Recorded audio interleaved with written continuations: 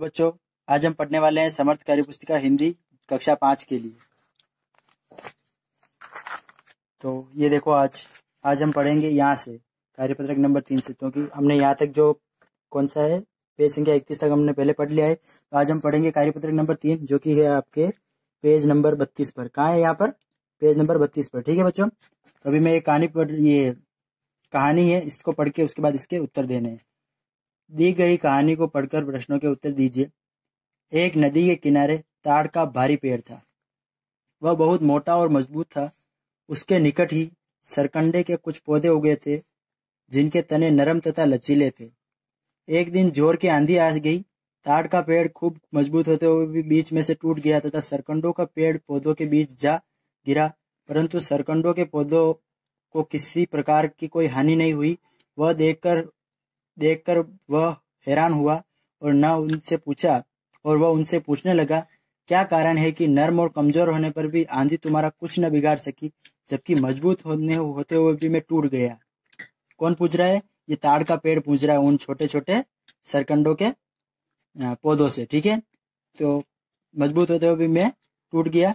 ताड़ भाई, आप अपनी शक्ति की अकड़ में झुके नहीं और टूट गए, परंतु हमने नर्म होने के कारण झुककर आंधी की प्रभुता स्वीकार की और सुरक्षित रहे। तो ये ताड़ भाई, आप अपनी शक्ति वाला, ये कौन बोल रहे हैं? ये बोल रहे हैं ये सरकंडे के छोटे छोटे पेड़ पौधे। ठीक है ना।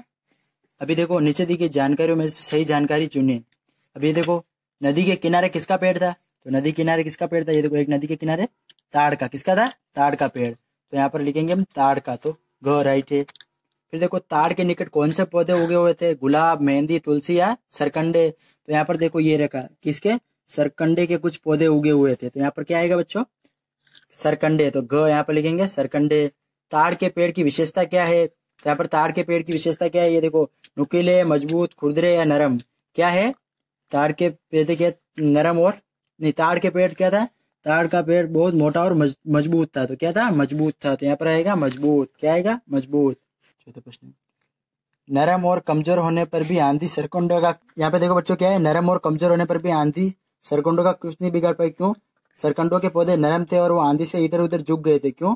क्योंकि सरकंडे के जो पौधे थे, तो वो बांधी आई थी तब वो इधर उधर झुक गए थे, इसके लिए वो टूटे नहीं, और इस तरह आंधी भी उनका कुछ नहीं बिगाड़ पाई, क्योंकि वो इधर उधर झुक गए थे। तो आंधी से सिर्फ गई वहां पर, उनको तोड़ नहीं सकी।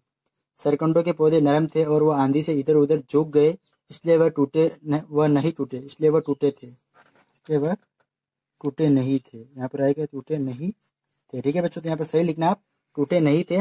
इस तरह आंधी भी उनका कुछ नहीं बिगाड़ पाई। ठीक है। अगला प्रश्न है, आंधी ने ताड़ के पेड़ को क्या नुकसान पहुंचाया? जो आंधी आई थी उससे ताड़ का पेड़ का क्या नुकसान हुआ था? तो आंधी के से ताड़ का पेड़ बीच में से टूट गया था। यहाँ पर देखो, आंधी से वो पेड़ सरकंडों के बीच जा गिरा था। पता है ना? ये देखो, एक दिन जोर से आंधी आ रही थी और ताड़ का पेड़ खूब मजबूत होते हुए भी बीच में से टूट गया। ये देखो, बीच में से टूट गया और सरकंडों के पौधों के बीच जा गिरा। फिर देखो, सरकंडे के पौधे की विशेषता बताइए। जो सरकंडे के पौधे थे उनकी विशेषता क्या थी? तो यहाँ पर देखो, सरकंडों के पौधे की विशेषता यहाँ पर लिखी है कि उसके निकट ही देखो सरकंडे के कुछ पौधे उगे हुए थे, जिनके तने नरम और लचीले थे। तो उसका विशेषता क्या है? कि उसके जो तने थे वो नरम थे और लचीले थे। ठीक है, तो यहाँ पर उसकी विशेषता क्या लिखेंगे? सरकंडे के पौधे छोटे थे, उनके तने नरम तथा लचीले थे। ठीक है, पेज संख्या 32 आपका यहाँ पर कंप्लीट होता है। अभी हम चलते हैं पेज संख्या नंबर 33 पर, और कार्यपत्रक नंबर है 4। इसमें भी आपको कहानी दी गई, कहानी को पढ़कर प्रश्नों के उत्तर दीजिए। यहाँ पर देखो, कहानी है, मुर्गी के 2 बच्चों ने अपनी सूझबूझ और चतुराई से धूर्त लोमड़ी से अपनी जान बचाई। लोमड़ी मुर्गी के 2 बच्चों को छोड़कर सबको खा जाती है। लोमड़ी उन दोनों के पास आकर उन्हें खाने की बात करती है। पहला बच्चा उसे कहता है कि वह छोटे छोटे हैं, उन्हें खाकर पेट नहीं भरेगा। वे अच्छी देखो क्या है, उन्हें खाने की बात करती है। पहला बच्चा उसे कहता है कि वे छोटे छोटे हैं, उन्हें खाकर पेट नहीं भरेगा, वे उन्हें अच्छी चीज खिलाएंगे। पहला बच्चा लोमड़ी को कुएं के पास ले आ जाकर उसे खीर दिखलाता है। खीर को खाने की इच्छा प्रकट करती लोमड़ी कुएं में जाने के लिए पूछती है। बच्चा उसे कहता है कि चरखी पर 2 बाल्टियां टंगी, एक नीचे जाने के लिए और एक ऊपर आने के लिए। लोमड़ी नीचे जाने वाली बाल्टी में बैठ जाती है, क्योंकि लोमड़ी ने चंदा मामा की परछाई को ही खीर समझ लिया था, इसके लिए वो नीचे जाने वाली उस बाल्टी में बैठ जाती है। ठीक है बच्चों, तो अभी ये कहानी ही थी, इसका अभी हमें यहाँ पर प्रश्नों के उत्तर देने हैं। तो यहाँ पर देखो, किसने कहा, किससे कहा, वह क्यों कहा? आपको जो ये शब्द दे रखे होंगे वो किसने किसको और क्यों कहे थे इसके हमें बताना है, ठीक है। वे छोटे छोटे उन्हें खाकर पेट नहीं भरेगा, ये किसने कहा था? वे छोटे छोटे, ये किसने कहा था कि जो मुर्गी के दोनों बच्चे थे ना, उन्होंने कहा था कि हम छोटे छोटे हैं, हमें खाकर पेट नहीं भरेगा। तो मुर्गी के पहले बच्चे ने लोमड़ी से कहा, मुर्गी का जो पहला बच्चा था उसने लोमड़ी से कहा कि छोटे छोटे हैं हम, इसलिए हमें खाने से आपको, लोमड़ी से कहा जान बचाने के लिए। तो लोमड़ी, छोटे बच्चों ने लोमड़ी से कहा था क्योंकि अपनी जान बचाने के लिए उन्होंने लोमड़ी से ऐसा कहा था, ठीक है बच्चों। फिर देखो, चरखी पर 2 बाल्टियां टंगी है, ये किसने कहा था? ये कहा था मुर्गी के छोटे बच्चे ने। किसने कहा था? देखो, पतला बच्चा लोमड़ी को कुएं पास लेके खाने की फिर खाने की इच्छा प्रकट करती है चरखी पर 2 बार, उसने बच्चा उसे कहता है। ये देखो, बच्चा कहता है तो उसके पहले बच्चे ने ही कहा था, तो क्या कि चरखी पर 2 बाल्टियां टंगी है, तो ये किसने कहा था? मुर्गी के बच्चों ने लोमड़ी से कहा था कि वो उन्हें ना खाए। मुर्गी के बच्चों ने लोमड़ी से कहा ताकि वो उसे कुएं के पास ले जा सके। ये देखो, तो किसने कहा था? कि मुर्गी के बच्चों ने कहा था ताकि वो उसे कुएं के पास ले जा सके, इसके लिए उन्होंने कहा था। फिर ये देखो, हम आपको अच्छी चीज खिलाएंगे, ये किसने कहा था? ये भी मुर्गी के बच्चों ने कहा था। तो मुर्गी के बच्चों ने लोमड़ी से कहा ताकि वो उन्हें न खाए और वो उन्हें कुएं में आसानी से डाल सके, उसको यानी कि उसको मार सके और वो आसानी से अपनी जान बचा सके, इसके लिए उन्होंने लोमड़ी से कहा था, ठीक है बच्चों। दूसरा प्रश्न है, अगर आप मुर्गी के बच्चों की जगह होते तो लोमड़ी के साथ कैसा बर्ताव करते? तो आप क्या करते? अगर हम मुर्गी के बच्चों की जगह होते तो हम भी मुर्गी के बच्चों की तरह ही लोमड़ी के साथ बर्ताव करते। यानी कि ऐसा पूछ रहे हैं कि अगर आप मुर्गी के बच्चे की जगह होते तो आप लोमड़ी के साथ कैसा बर्ताव करते? तो आप भी कैसा बर्ताव करते जैसा कि लोमड़ी के बच्चों ने, मतलब इसके मुर्गे के बच्चों ने किया, क्योंकि मुर्गे के बच्चों ने अपनी बुद्धि का प्रयोग करते हुए लोमड़ी को पागल मूर्ख बनाया और उसे कुएं में जाके डाल दिया, ठीक है। तीसरा प्रश्न है यहाँ पर, मुर्गी के बच्चों ने चालाक लोमड़ी को कैसे उल्लू बनाया? तो मुर्गी के बच्चे थे, उन्होंने चालाक लोमड़ी थी उसको उल्लू कैसे बनाया? तो मुर्गी के बच्चों ने चालाक लोमड़ी को खीर का लालच देकर उल्लू बनाया। तो उन्होंने किसे उल्लू बनाया? क्योंकि उन्हें खीर का लालच दिया उन मुर्गी को, इसलिए उनको उल्लू बनाया।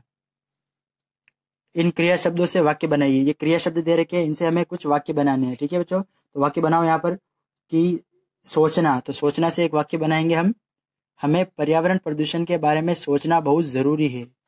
हमें पर्यावरण प्रदूषण के बारे में सोचना बहुत जरूरी है, तो हमने ये वाक्य बना दिया, ठीक है। फिर यहाँ पर अगला देखो, झांकना, झांकना से हम बनाए एक शब्द बनाए, वाक्य बनाएंगे, राजू खिड़की से झांक कर बाहर देखता है। यहाँ पर झांक, ठीक है ना, तो ये झांकना से ये बना दिया हमने ये वाला वाक्य। फिर देखो, गिरना वाले शब्द से हमें एक वाक्य बनाना है, तो यहाँ पर देखो, आम पेड़ से नीचे गिर रहे हैं। क्या बनाना है? आम पेड़ से नीचे गिर रहे हैं, तो ये हमने गिरना से बना दिया, ठीक है। फिर देखो, डरना, जंगल के सभी जानवर शेर से डरते हैं। क्या बना दिया? जंगल के सभी जानवर शेर से डरते हैं। अभी यहाँ पर देखो, कुछ शब्द दे रखे हैं, वर्तनी सही करे, आपको इनकी वर्तनी सही करनी है, यानी कि गलत गलत लिखा हुआ है। फिर यहाँ पर देखो बच्चों, वर्तनी सही करे तो परछाई, झुरर, तारकीब और बालटी, तो इसको हमें सही सही लिखना है। तो देखो, परछाई को हम कैसे लिखेंगे? परछाई, हम लिखेंगे परछाई, जैसा ई के ऊपर ऐसी मात्रा लगाएंगे तो परछाई हो जाएगा। फिर देखो, जुर्र, इसको जुर्र लिखेंगे तो जू र, फिर ऊपर ये वाला र, ठीक है, तो जुर्र हो गया। और यहाँ पर देखो, तारकीब है, तो तारकीब नहीं होता, क्या होता है? तरकीब, तो तरकीब ऐसा लिखेंगे, ठीक है। फिर ये देखो, बाल्टी, क्या है? बाल्टी, तो इसको सही कैसे लिखेंगे? बाल्टी, कैसे लिखेंगे? बाल्टी, ठीक है बच्चों। तो ये पेज संख्या 33, अभी हम चलते हैं पेज संख्या 34 पर। यहाँ पर है आपका आकलन पत्रक नंबर 10। तो ये देखो, दी गई कहानी को पढ़कर प्रश्नों के उत्तर देने, ठीक है। ये कहानी उसको पढ़ो, उसके बाद ये नीचे प्रश्न उत्तर दे रखे हैं, उनके हमें प्रश्न दे रखे हैं, उनके उत्तर हमें लिखने हैं। हमारी ट्रेन सुबह 7 बजे मुंबई के छत्रपति शिवाजी टर्मिनल पर पहुंच गई। स्टेशन के बाहर बोर्ड पर लिखा था आमची मुंबई। पूछने पर पता चला आमची शब्द मराठी भाषा का है, जिसका अर्थ होता है हमारी मुंबई।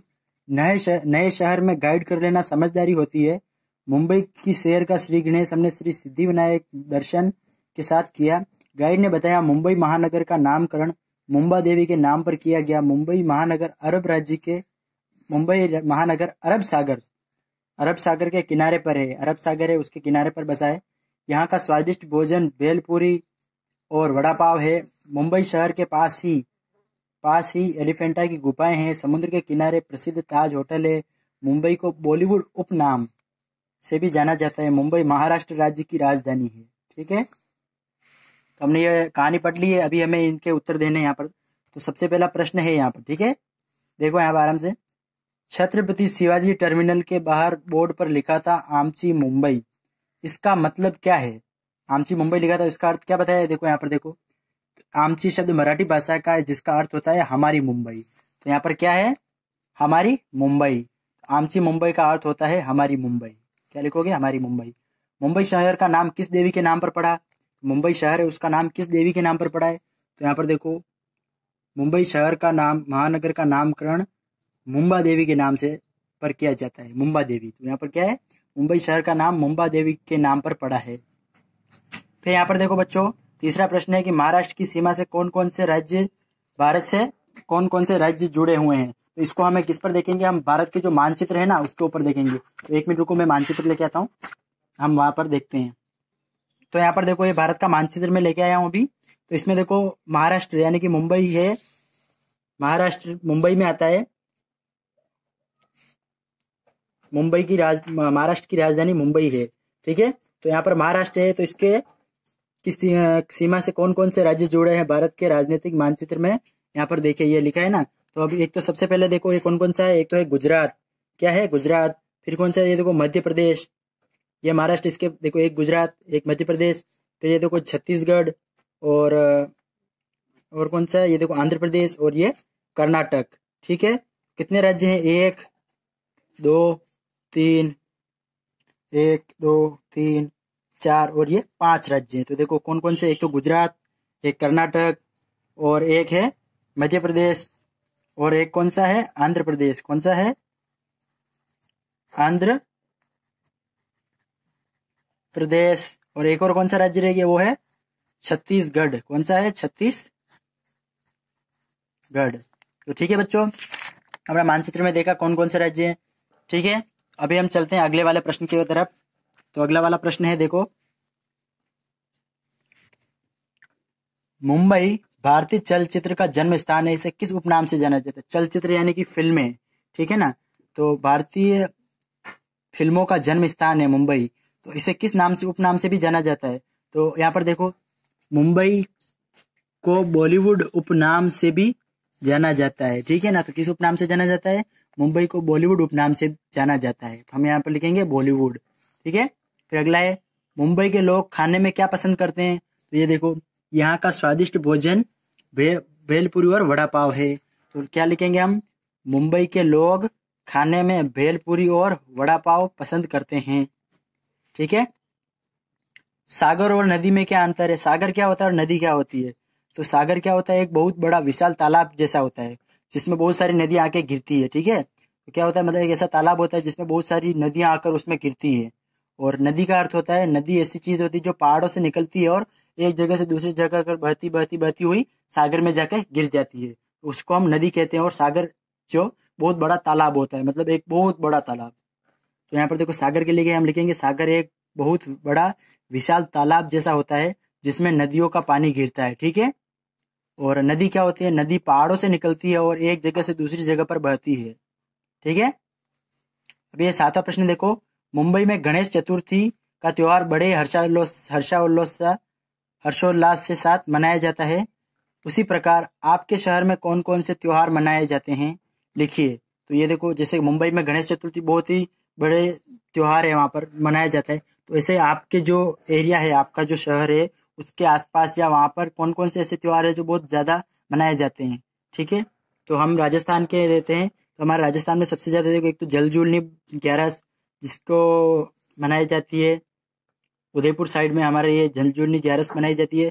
फिर देखो तेजा दशमी और होली और दशहरा, तो ये हमारे कुछ ऐसे त्योहार हैं। उसके साथ हमारे दीपावली भी मनाते हैं, और भी त्योहार है, लेकिन ये भी हैं। ठीक है बच्चों, तो आपको अगर वीडियो अच्छा लगा तो इसको लाइक कीजिए।